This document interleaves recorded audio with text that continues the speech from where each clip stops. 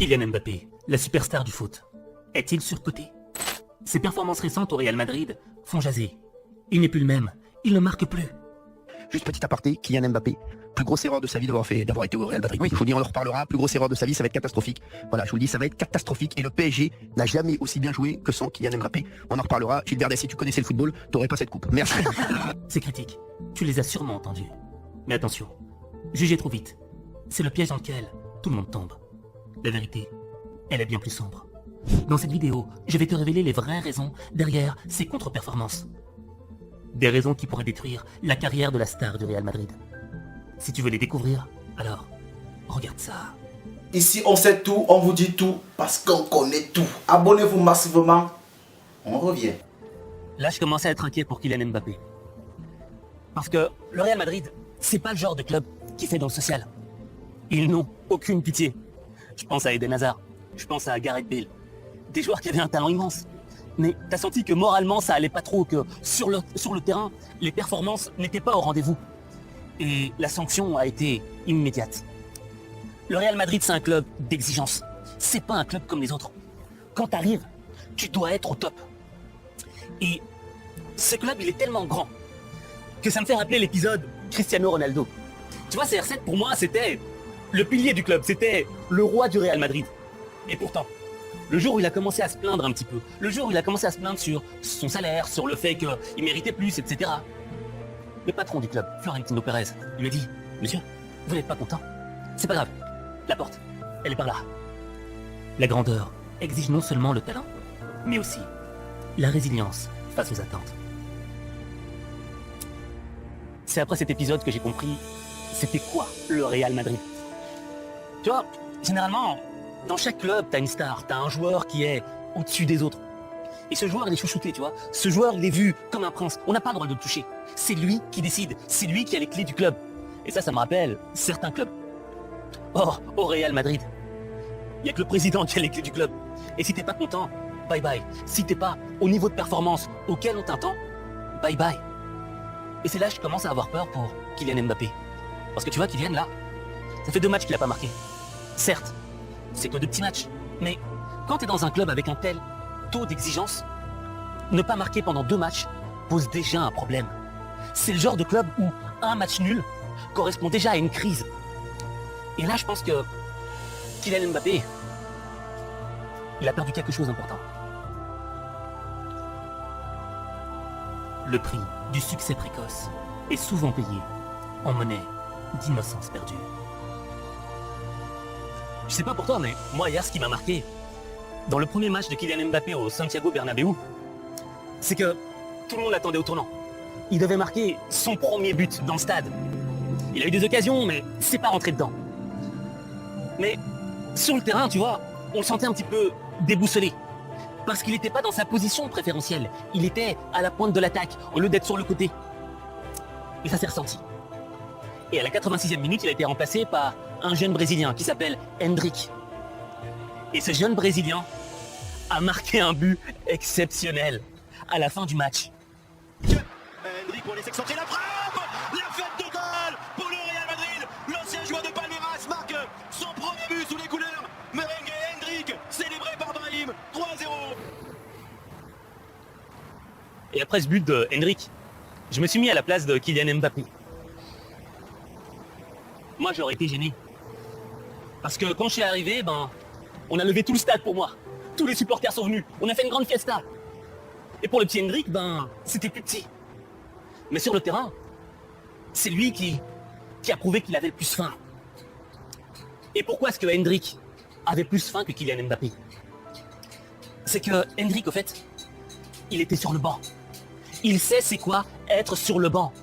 Tandis que Kylian Mbappé, en arrivant au Real Madrid, il prend bien conscience que avec tout ce qu'on a fait pour lui, au début, il va être intouchable.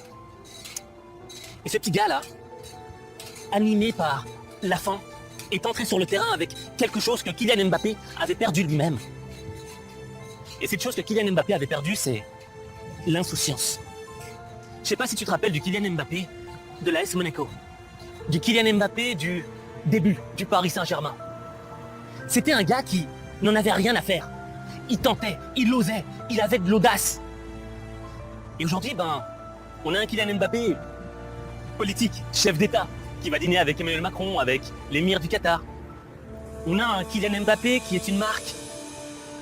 Et tu vois, je pense que tout ça, c'est pas mauvais en soi. Et c'est une super expérience. Je pense qu'on aimerait tous vivre ce genre d'expérience. Mais le problème avec ça, c'est que ça t'éloigne. Ça t'éloigne de ton axe, de ton objectif. C'est un petit peu le phénomène du film Rocky III. Rocky Balboa, il est au sommet, mais il commence à s'oublier. Il ne devient plus un boxeur, il devient une marque, il devient un produit marketing. Et quand tu deviens un produit marketing et que tu deviens un petit peu moins boxeur, tueur, footballeur, t'es plus aussi performant sur le terrain. La fin du champion ne se mesure pas à ses victoires passées, mais à sa soif de conquête future. En réalité, comme dans le film Rocky III, moi j'ai le sentiment que Kylian Mbappé, il a perdu l'œil du tigre.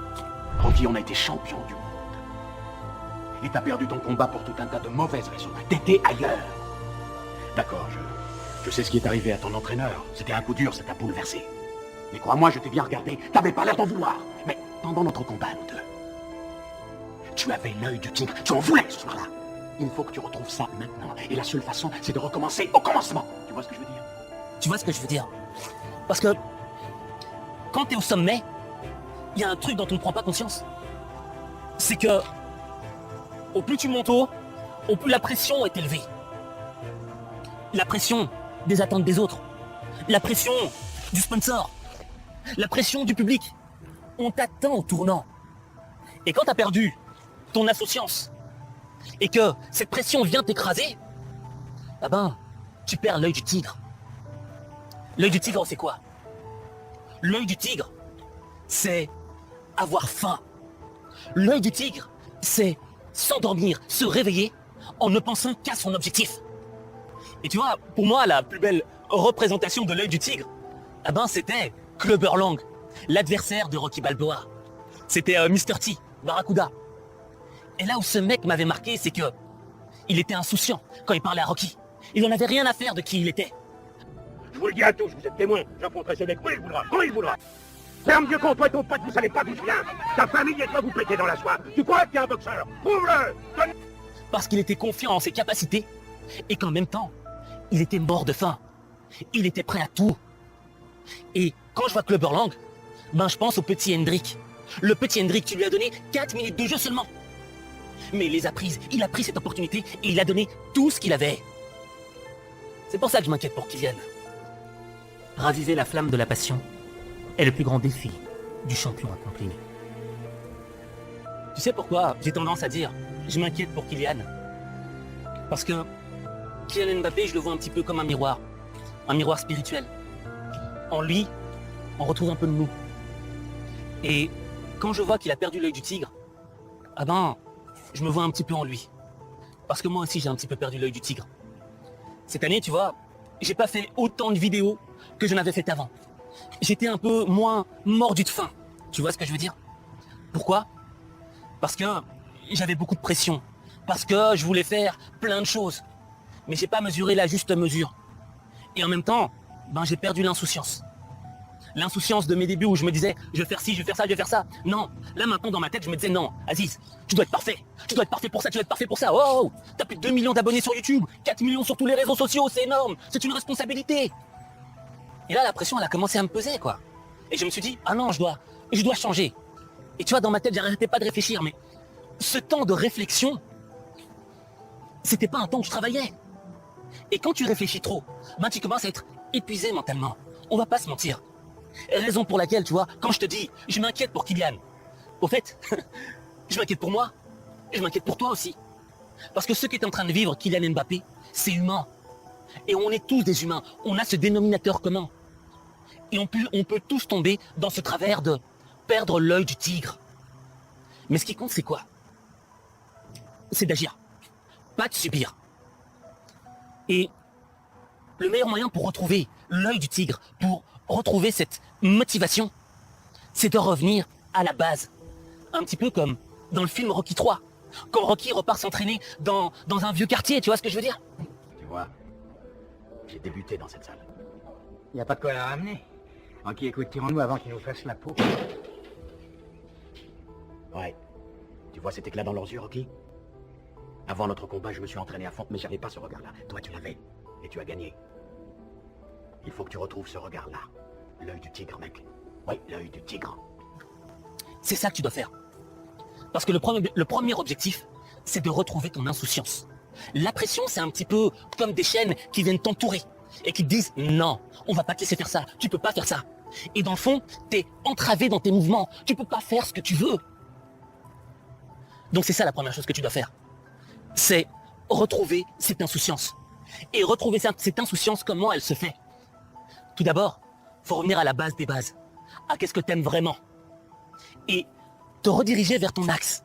Tu vois? Par exemple, Kylian Mbappé, il est devenu politique, produit marketing. C'est super. Mais il faut revenir sur l'axe principal. Et il y a aussi un autre élément qui est très important. C'est l'entourage. Tu vois? Il y a des personnes que tu vas côtoyer, il y a des gens qui vont venir vers toi, qui ne voudront pas du bien, qui seront là que pour leur propre intérêt. Et comme toi, tu es une personne sympa, que tu es gentil, que tu es bien éduqué, ben, tu vas rester avec eux. T'as pas envie de les blesser humainement. Tu es quelqu'un de bien. Mais être gentil, c'est pas bien. Dans la vie, faut être juste. Et c'est différent d'être gentil. Parce que être gentil, c'est subir.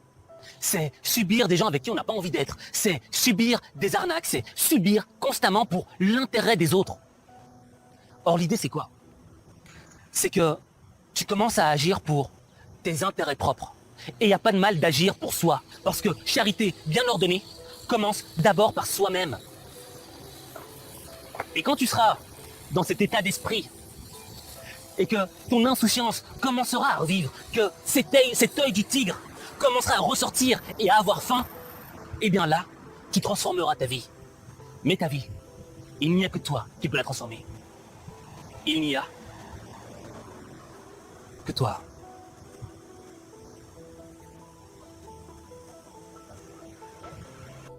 Les champions ne sont pas définis par leurs doutes, mais par leur détermination à les surmonter. Comme tu l'as vu, ben pour moi l'idée c'était quoi?